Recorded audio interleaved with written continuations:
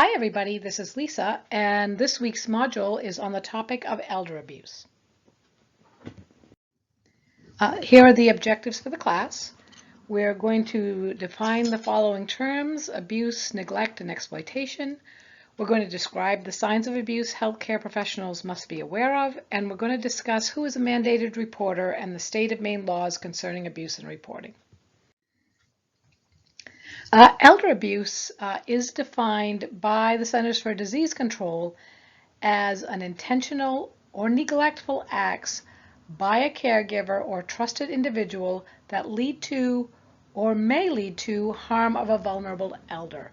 And a vulnerable elder, a vulnerable adult, is basically described as somebody who is dependent on others for certain types of needs. Obviously, not every single elder is dependent in that manner. And so the law does make that distinction that elderly people do have the capacity for self-direction and self-judgment. But in the case of somebody who is dependent, it is obviously against the law to engage in an act that would harm them. The abuse may be a lifelong process for this person. They may have been married to somebody who has perpetrated violence on them in the past. They're still married to that person. So it may be a lifelong issue, or it may have been something that started more recently. It is definitely an underreported crime. Very often, whoever is perpetrating the abuse is close to the victim, long-standing relationships, and people just may not understand sometimes where those boundaries have been crossed. And it doesn't necessarily occur in isolation. Abuse, neglect, exploitation can all exist in one person or in one relationship with a caregiver. This is right out of your book. These are the definitions of the 7 types of elder abuse. I think they're pretty self-explanatory, but I will review them with you. The first one is physical. Obviously, the use of force to threaten or physically injure a vulnerable elder. So anybody who has been hit, anybody who has been pushed, anybody for whom physical injury has been inflicted can be considered to have suffered physical abuse. Psychological abuse is verbal attacks, threats, leaving people alone for long periods of time, belittling them, making fun of them, acts that cause or could cause mental anguish, pain, or distress to the elder. Sexual abuse is sexual contact that is forced, tricked, threatened, coerced upon another person, including anyone who is unable to grant consent. Sexual abuse in a long-term care facility, for example, with somebody who doesn't say yes or no because they can't, is still sexual abuse. The exploitation is theft, fraud, misuse or neglect of authority or undue influence as a lever to gain control over an older adult's money, generally, or property.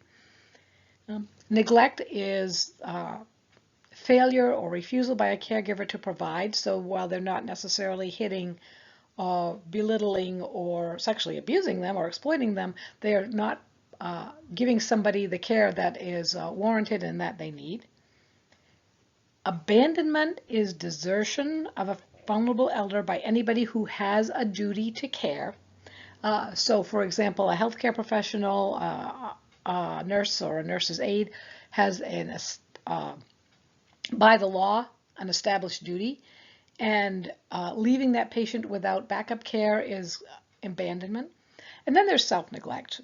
People who are simply able to, they cannot understand the consequences of their actions or inaction, or B, simply are not able to manage their day-to-day issues, their hygiene, their nutrition, and that can lead to harm.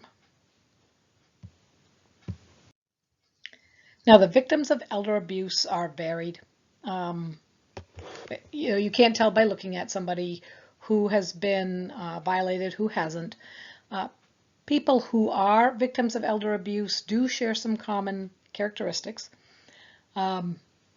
Many of them are isolated. Many of them don't have big social networks.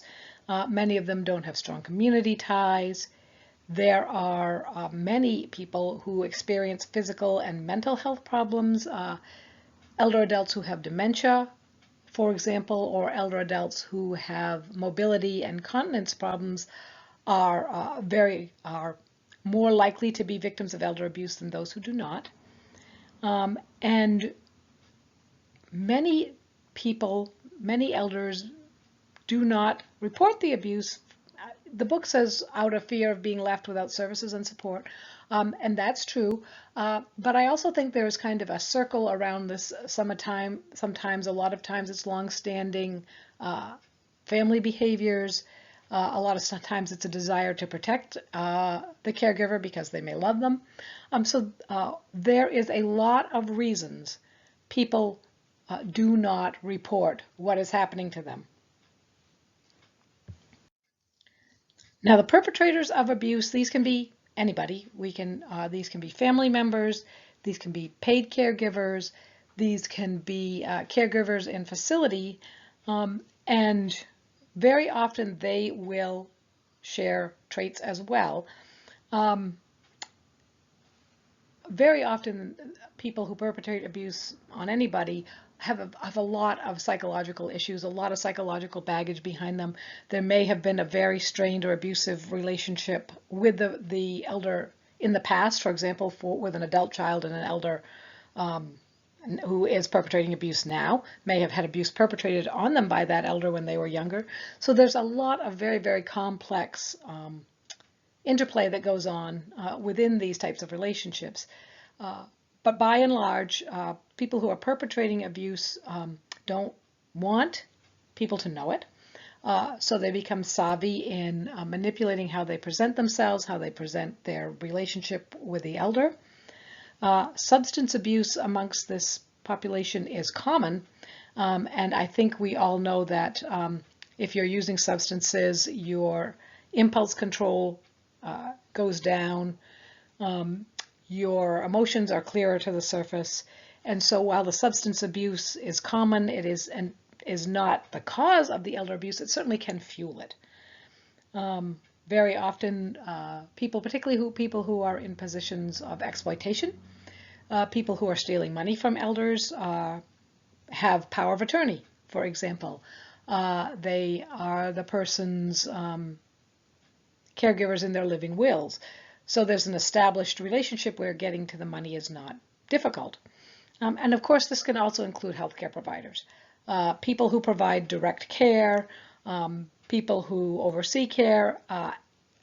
It can really be anybody. This is when we are working with elderly people, we really do need to have high levels of suspicion that anybody that we're working with could potentially be a victim of abuse. And there are some signs that can help us make a determination around that, or at least have a suspicion about it. For physical abuse, really one of the biggest issues that is a red flag is that people come in, they are injured, and the explanation does not match the injury. For example, an elder adult may come in, they have a broken wrist, their face is bruised, a broken tooth, and they will tell you that they fell down the stairs. Now, we know that falling down the stairs is very unlikely to cause that extensive an injury. So if somebody presents that way and tells you the story, that requires some follow-up. If somebody comes in and they have a sexually transmitted disease, for example, or injuries to their genital area, that absolutely is a sign of abuse and needs to be followed up on. Psychological sometimes is a little more difficult to weed out, but some of the things that you look for is some uncharacteristic changes in behavior, withdrawal from normal activities, unexplained changes in cognition or consciousness, a caregiver that isolates an elder for example, doesn't let anybody else come into the home, doesn't let anybody speak to the elder adult without that person present. And caregivers that are verbally aggressive, demeaning, appear concerned about more concerned about money issues, for example, than the well-being of the elder. Or they could just be a little bit belittling, more like that my parent is old, they fall, they're dumb, they're clumsy. Those types of statements require follow-up. Exploitation, again, the appropriation of resources that are not yours to do so, is often things like a caregiver moves in, there's no visible means of support, all of a sudden they're showing up in new clothes, new cars. The vulnerable adult gives up excessive financial control and reimbursement to a caregiver. We know that the person has control of the elder's money, but is failing to provide for the elder's needs. So there is resources available. The person charged with caring for using those resources to care for the person is not doing so. The elder adult sometimes has signed over property transfers, money, but they simply are not cognitively intact enough to understand what that means and at what risk they are putting themselves at. And then there's neglect, lack of basic hygiene, lack of food in the house, lack of glasses, for example. Medications are not picked up on time. Somebody who has dementia is left unsupervised. There are physical signs that the person is not being cared for, like bed sores or urine burns. So there is a lot of stuff to think about as we work with our elders and we try to determine who may be a victim of some of this type of abuse. Mandated reporting basically means that in a professional capacity, the person is required by law to mandate signs of abuse. All states, including the state of Maine, have some form of law or laws against active elder abuse, obviously, and mandated reporters are generally healthcare professionals, social workers, people who work directly with elder adults, sometimes church groups, those types of things. And that state and local adult protective services, including in the state of Maine, are the frontline responders when they are investigating reports of abuse. For reporting elder abuse in Maine under Maine law, many of us are required by the statute to report knowledge or reasonable suspicion of elder abuse, neglect, or exploitation. So you do not need to know 100% that somebody is being abused. You don't have to have incontrovertible proof to be required to report. You have to have a reasonable suspicion that this is occurring. Again, mandated reporters are people in professional capacities that regularly interact with older adults, or it's part of their job. And also included in the state are those who assume full, intermittent, or occasional responsibility for the care or custody of an incapacitated or dependent adult. So if somebody is caring in the home, for example, for an incapacitated adult, they would fall under that mandated reporter law. There is a full list of mandated reporters. I put the site here, although you probably can't access it through this recording, but I will put it up in the folder as well, so you can take a look and see. But by and large, people who are nurses, obviously, physicians, social workers, certified nurses assistants, and a whole list of other people are mandated reporters by the state of Maine. How to report? If you find yourself in a position that you have a suspicion of elder abuse, then you need to call Protective Services. There's somebody manning the phone at, 1-800-624-8404. They're available 24 hours. And what generally happens when you do that is that it gets assigned a caseworker. So once you have reported the suspicion, the law then requires that that person, that caseworker, that investigator take over.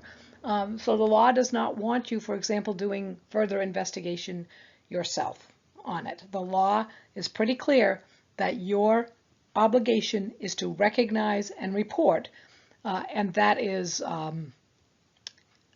where legally our obligation ends.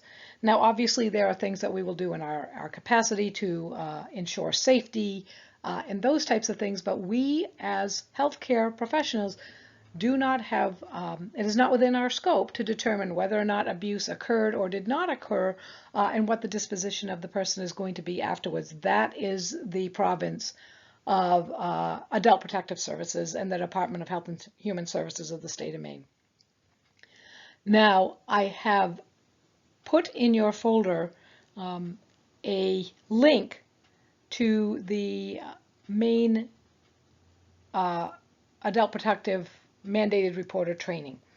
And so what we will do this week, instead of doing our quiz, is that you'll go to the site, you will click on there, you'll see a link there to Mandated Elder Abuse Reporter Training.